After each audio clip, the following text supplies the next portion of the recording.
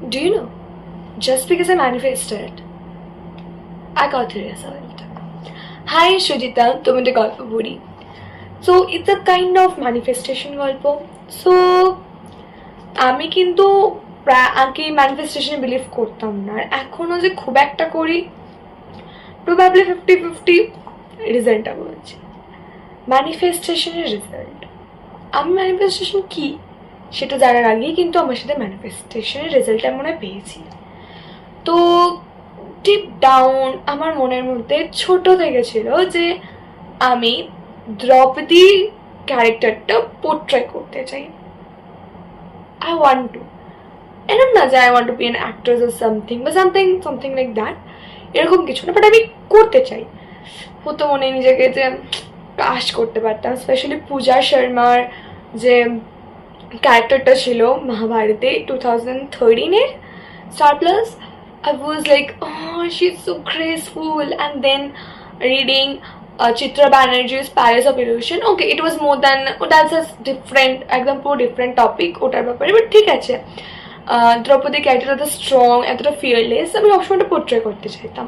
তো হয়তো দিনে একবার আমার মনেই হতো কাশ হয় এটা যদি হয়ে যায়। অ্যান্ড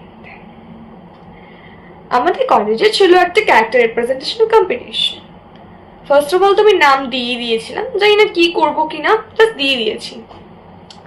দেন প্রিলিমসের দিন আমার এক্সাম ছিল, বা হয়তো আমার শরীর খারাপ ছিল, আমি রেকর্ড করতে পারিনি। তো আই ওয়াজ লাইক, যারা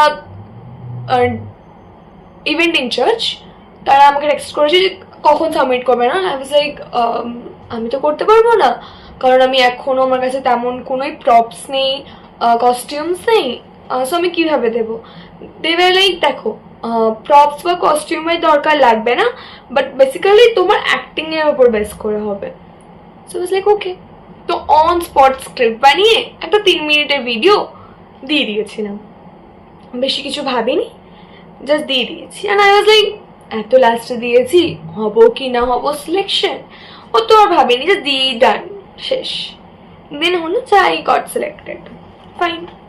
টপিক ওরা দেবে, তো ডেফিনেটলি প্রেশার নেই কি টপিকে তুমি করবে না করবে, সেম প্রেশার কোনোভাবেই নেই। তো I was like fine, I was happy. আর আমি ক্লাস করছিলাম, ইকোনমিক্স ক্লাস, লেজিট। তুমি ভাবো আমার সামনে বেঞ্চ আছে, বেঞ্চে কপি আছে, আর নিচে আমার ফোন, আমার পাশে আমার ফ্রেন্ড আহির, আমরা ক্লাসে ছিলাম, মেসেজ ঢুকলো, দিস